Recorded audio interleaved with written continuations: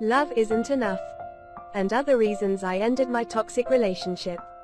Some people think that it's holding on that makes one strong. Sometimes it's letting go. Sometimes we prolong relationships for the sake of comfort and familiarity. We're fearful of what's out there. And life without a partner.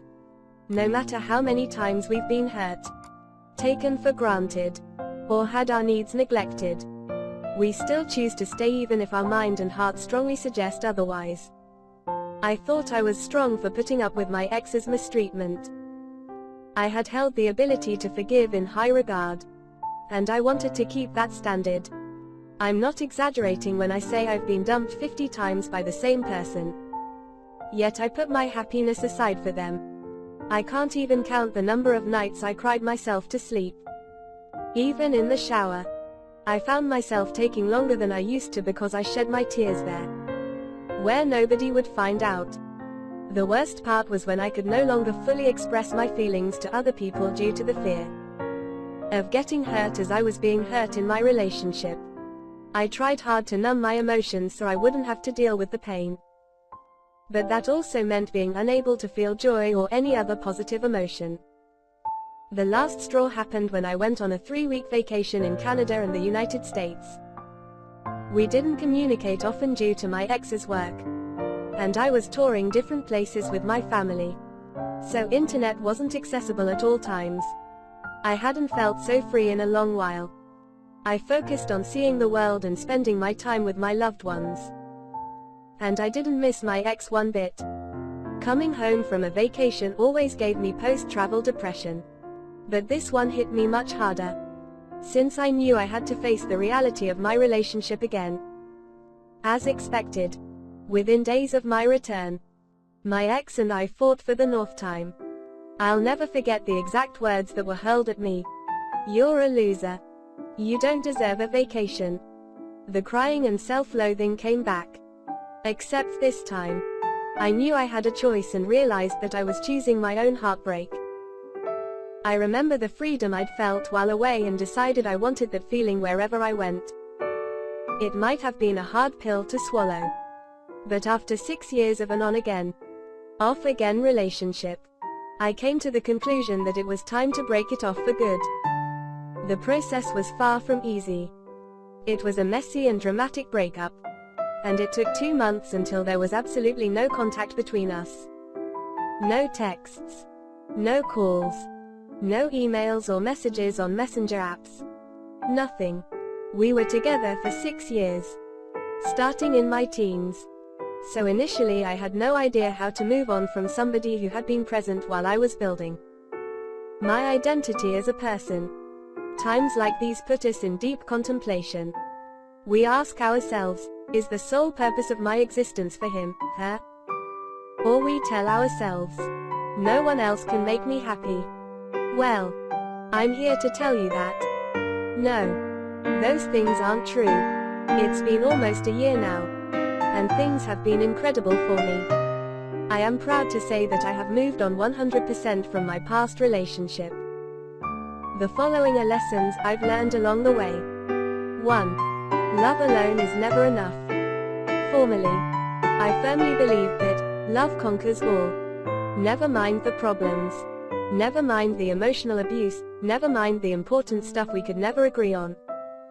As long as there was love, everything would fall into place. But it didn't. I loved my ex very much and was loved back.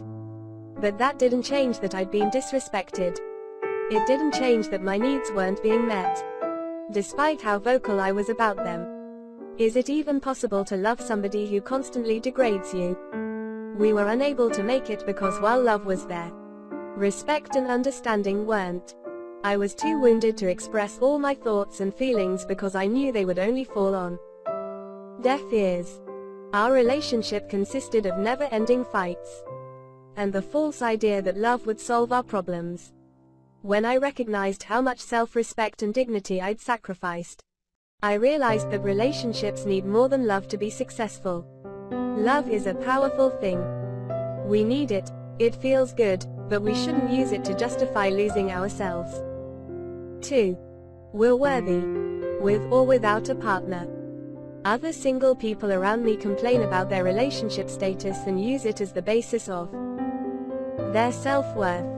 I used to think that way too, until I imagined what the future would be like if I continued to have that mentality.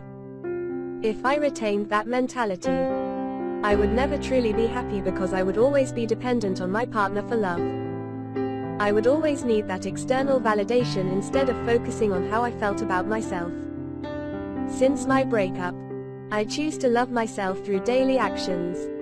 I get more sleep at night, commit myself to a workout routine, eat healthier, and spend time around people who make me feel good about myself. I happily accept the love I receive from friends and family because I know that I'm worthy, and I'm deserving of good things in this world. 3. Life is uncertain and we must embrace it.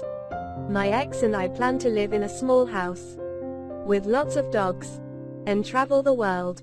We were going to run away from my parents, who didn't approve of us, and live happily ever after. We weren't going to have any kids, but we were going to pour ourselves into charity. At least, that was the plan.